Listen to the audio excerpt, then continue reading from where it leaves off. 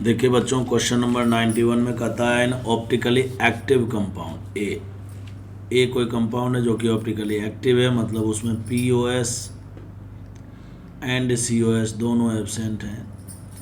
पहले वाले में देखिए यहाँ पर POS प्रेजेंट है तो ख़त्म हो गया। दूसरे वाले में POS COS दोनों एब्सेंट हैं, है ना बच्चों। POS COS दोनों एब्सेंट हैं तो इसलिए ये हो गया ऑप्टिकली एक्टिव। ये वाला में देखिए यहाँ पर POS प्रेजेंट है और इसमें ऑप्टिकल आइसोमेरिज्म भी नहीं होगा, कोई कायरल सेंटर इसमें भी नहीं होगा, तो आंसर B हो जाएगा। लेकिन क्वेश्चन आगे पढ़ते हैं। क्वेश्चन में कहता है कि ऑप्टिकली एक्टिव कंपाउंड A है, मतलब जो कि B है। मोलिकुलर फॉर्मूला ये है, आप मिला लोगे, कार्बन गिन लेंगे और उसके बाद हाइड्रोजन को मिलाने के लिए DO मिला लेंगे। अंडरगो कैटेलाइटिक हाइड्रोजनेशन, इसका हाइड्रोजनेशन करते हैं, मतलब H2 निकेल के साथ रिएक्शन कराना है। क्या हो जाएगा, जैसे H2 निकेल के साथ रिएक्शन कराओगे तो ये जो डबल बॉन्ड है ये सिंगल में कन्वर्ट हो जाएगा, और जैसे ही कन्वर्ट होगा तो ये जो वेज वाला मिथाइल है ये जैसे है वैसे ही रह जाएगा।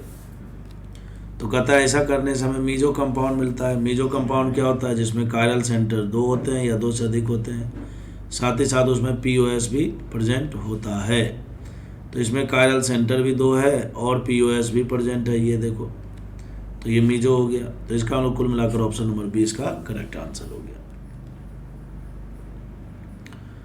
क्वेश्चन नंबर 92 में कहता है कि HBr के साथ रिएक्शन कराना है पेरोक्साइड के प्रेजेंस में। पेरोक्साइड में आपको पता है एंटी मार्कोनी रूल के हिसाब से प्रोडक्ट बनता है, बात बिल्कुल सही है। लेकिन इस क्वेश्चन में एंटी मार्कोनी जैसी कोई बात रह ही नहीं गई। क्यों नहीं रह गई, क्योंकि सही मायने में यहाँ पर सिमेट्रिकल एल्कीन दे दिया। तो बच्चों हमें कुछ नहीं करना है, एक कार्बन में हाइड्रोजन जोड़ देने हैं, एक कार्बन में हाइड्रोजन जोड़ देना है और एक कार्बन में हमें ब्रोमीन जोड़ देना है। एक कार्बन में हमने ब्रोमीन जोड़ दिया और फिर देखना है नंबर ऑफ कायरल सेंटर इसमें कितने हैं।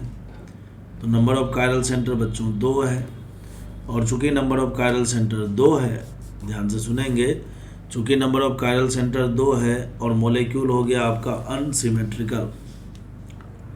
मॉलिक्यूल क्या हो गया बच्चों, यहाँ पर मैंने गलत लिखा, यहाँ CH3 आएगा।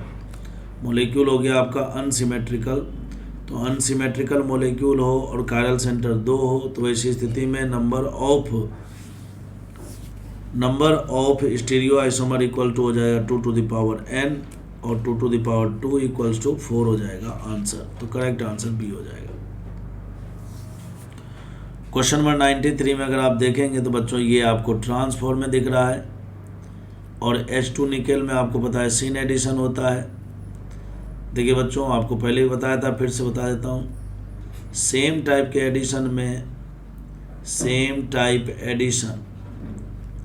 एडिशन हो तो मीजो बनता है, और डिफरेंट टाइप का एडिशन हो तो रेसिमिक बनता है। अब ये क्या है, तो बेसिकली सिस और सिन दोनों को एक जैसा मानते नहीं, होता ही है। ट्रांस और एंटी क्या होते हैं, दोनों एक जैसे होते हैं। तो जैसे देखिए यहाँ पर ट्रांस और सिन है, दोनों एक जैसे हैं क्या, नहीं है। तो ट्रांस और सिन जब मिलेंगे आपस में एडिशन होगा तो रेसिमिक बनेगा। खत्म हो गया क्वेश्चन। क्वेश्चन नंबर 94 में सिस 2 ब्यूटीन दिया हुआ है HBr पेरोक्साइड के साथ। तो फिर से वही बात, सिस 2 ब्यूटीन दे रखा है, यहाँ पर भी सिमेट्रिकल एल्कीन है। सिमेट्रिकल एल्कीन में HBr का एडिशन हमें करना है ना, और पेरोक्साइड के प्रेजेंस में एंटी मार्कोनी रूल से प्रोडक्ट बनाएंगे। लेकिन दोनों चूंकि एक ही जैसे हैं तो इसलिए कोई फ़र्क पड़ेगा नहीं। तो आपको क्या करना है, एक कार्बन में हाइड्रोजन जोड़ देने हैं और एक कार्बन में आपको ब्रोमीन जोड़ देने हैं। किसी में भी जोड़ सकते हो क्योंकि सिमेट्रिकल है। फिर देखने हैं कायरल सेंटर कितने हैं। कायरल सेंटर 1 है बच्चों। जब कायरल सेंटर 1 होगा तो ये ऑप्टिकल आइसोमेरिज्म शो करेगा। नंबर ऑफ OI की बात करें तो 2 to the power n के हिसाब से 2 हो जाएगा, 2 to the power 1 equals to 2 हो जाएगा। और ये जो 2 होगा उसमें से एक R कन्फिगरेशन वाला, एक S कन्फिगरेशन वाला और दोनों एक दूसरे के मिरर इमेज होंगे, इसलिए जो प्रोडक्ट होगा वो होगा बेसिकली रेसिमिक मिक्सचर। ठीक है ना। तो मैं उम्मीद करता हूँ कि आपके कॉन्सेप्ट क्लियर हो रहे होंगे और आपको क्वेश्चन सॉल्व करने में भी मज़ा आ रहा होगा।